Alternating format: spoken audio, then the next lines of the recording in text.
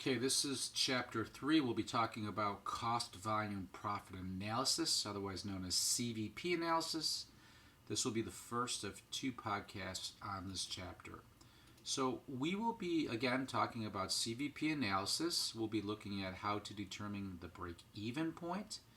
We'll be looking at something called sensitivity analysis. We'll be looking at CVP analysis for our variable and fixed costs. We'll look at it for producing multiple products, and then we're also going to be looking at distinguishing our contribution margin from our gross margin. This is more of a financial accounting concept. This is more of a management accounting concept. Okay, so CVP analysis, managers would like to know how their profits will change as they increase or decrease the amount of units that are sold, or if a service changes. This is otherwise known as a what-if analysis, which is used to examine different outcomes and helps managers go ahead and make the decision with the best outcome. In Chapter 2, we talked about total revenues and total cost and income. In this chapter, we're going to be taking a much closer look among the elements of selling price, variable costs, and fixed costs. So we'll be getting down to the per unit level in this chapter. All right, we've talked about the decision-making process for planning and control. It doesn't change much. The only thing that we do is a little bit differently now is when we get to step 4, we look at choosing between alternatives, and we use the CVP analysis tool to help us do that. Some of the fundamental assumptions that are used in CVP analysis is that changes in production and sales volume will be the sole cause for cost and revenue changes. So as we increase production and sales, we're going to see our cost and revenue increase as well. Or if we were to decrease it, we could see costs and revenues decreasing. Again, our total cost will consist of both our fixed costs and our variable costs. The revenues and costs behave in a particular manner, in a linear manner, so that we can go ahead and we can graph them. And then the selling price, the variable cost per unit, and fixed costs are all known and constant. Again, these are some fundamental assumptions used in CVP analysis. A couple of more that we need to take into account. In many cases, we're only looking at a single product for CVP analysis. However, if we are looking at multiple products, then their relative sales proportions will be known and constant. And then lastly, we are not going to be using the time value of money concept in the CVP analysis. Okay, there are a few equations in this chapter that you need to be familiar with. The first one is the most important, I would say. We're going to come back to this one quite a bit. You need to know that contribution margin is equal to total revenue minus total costs. We can figure out our contribution margin on a per unit basis by subtracting the selling price per unit minus the variable cost per unit. So these two formulas are the same. The only difference here is that it's on a per unit basis. Our operating income then is going to be our contribution margin, so that's our revenue minus our variable costs, less our fixed costs. And we can also calculate that by taking our contribution margin ratio or percentage and dividing that by our contribution margin divided by our revenue. Right, so we will go ahead and we will be using these basic equations, and we'll be basically transposing them a little bit so that we can figure out what our contribution margin is. Again, it's equal to revenue less our variable costs.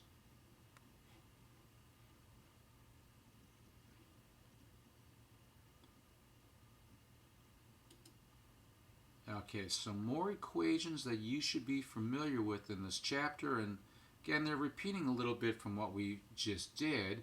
Revenue minus our variable costs would be our contribution margin, less our fixed costs. That would give us our operating income. We could figure out the contribution method if we know what our selling price per unit is times that quantity, and then we would subtract out of that the product of our variable cost times our quantity. Again, this would be our contribution margin again, minus our fixed costs. So this would be a number in its entirety, not on a per unit basis. And if we subtract, again, our selling price times our quantity minus our variable cost times our quantity minus our fixed costs, we'll come up with operating costs again. For revenue, then, our selling price times the quantity of units that we sold would be our total revenue. Our total variable cost would be our unit variable costs times the quantity of units that are sold. Again, our contribution margin is equal to revenue minus variable costs. And then to calculate operating income, we go one step further from subtracting revenue minus variable costs, and we subtract out our fixed costs. All right, let's go ahead and work out a pretty basic problem here. Again, we're figuring out what our operating income should be. If we know the sales price of the cabinets, we know what the variable cost is, and we know what the fixed costs are. And lastly, we know how many cabinets that we're selling. We can figure out what our operating income would be. So the first step is to go ahead and take the selling price of the cabinets, that's $600, times 100 cabinets. Our variable cost then would be $350 times 100 cabinets that are being sold. That would be our variable cost, and then we subtract out our fixed costs of $20,000. That would give us our operating income. So it would look like this. It would be $60,000, which is our total revenue, minus our total variable cost of $35,000. This would be our contribution margin, and then we subtract out our fixed costs, and we would come up with total operating income of $5,000.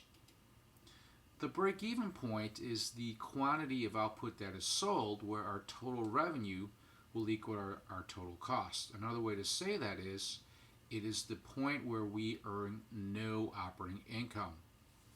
So if you recall, our contribution margin method could be calculated by taking our sales price times the quantity of units sold minus our variable cost times our quantity minus our fixed cost. That would give us our operating income.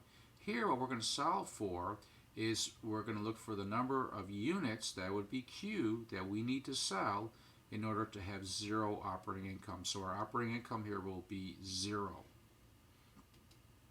If we go ahead and do that for Tiny's cabinets, then we're going to take the selling price of $600. Again, we're looking for Q. So 600 times Q minus 350 times Q, that would be our variable costs, minus $20,000 for our total fixed cost is equal to 0 for operating income. When I go ahead and I net these two numbers together, I come up with 250Q, and then I move the 2,000 over to the other side, so 250Q is equal to 20,000. If I divide by 250, I'll come up with Q of 80. So again, what this means is, in order to break even, to have no operating income, I need to sell 80 units. If I sold less than 80 units, I would have an operating loss. If I sell greater than 80 units, I'll have operating income. So there is another way that we can figure out what our break-even point in units is. We can use both of these other formulas. Here, this would be our fixed cost divided by our contribution margin per unit. We'll solve for that first, and then we'll come back and we'll use this other method. So for our fixed cost divided by our contribution margin per unit, we're going to go ahead and we're going to take our selling price per unit minus our variable cost per unit. That's $250. That would be our contribution margin. Now, if I take the fixed cost of $20,000 and I divide that by my contribution margin per unit, I will also come up with $80. The other way we can solve for that is to take our fixed cost divided by our contribution margin. Take our fixed cost divided by our contribution margin percentage. And that's going to be the second method that's illustrated here. So if we take our $250 contribution margin and we divide that by our total selling price per unit of $600, that would give us a contribution margin percentage of about 41.67%. Now, going ahead and using this formula where we take our fixed cost divided by our contribution margin percentage, our fixed cost is $20,000 divided by our contribution margin percentage of 41.67%. If I do that calculation, I would come up with $47,996, which would round to approximately $48,000. So if I took the 80 units, which is my break-even units, and I multiply by my selling price, well, that would also be $48,000. So in order to break even, I would need to sell 80 units for a total revenue of about $48,000. Okay, we can also use the break-even formula to figure out how much operating income we may be able to achieve. So let's say we want to make $30,000 of operating income. So if I take the break-even formula, again, that's our fixed cost divided by our contribution margin per unit, that would give me 80 units that I would need to sell to break even. If I want to have operating income of $30,000, I'm going to add that to my numerator. I'm going to add it to my fixed costs. And when I do that, I come up with $50,000 in my numerator divided by 250. Now, if I want to earn $30,000 worth of operating income, I need to sell not 80 units, but I need to sell 200 units. So I need to sell about an additional 120 units in order to make $30,000 worth of operating income. If I go ahead and if I graphed everything out, my break-even point in this particular example, this is going back to what Chapter 3 talked about with the GMAT, I would need to sell 25 units in order to break even. That's where I have zero operating income. If I sell less than 25 units, I'm going to have an operating loss, and that's going to be shown right here. And then if I sell more than my break-even units, anything above that point, that's all here, this will be operating income. So the more units I sell, the greater my operating income is going to be. All right, the final part of this podcast then is on CVP and income taxes. I can figure out what my net income is by taking my operating income times 1 minus the tax rate.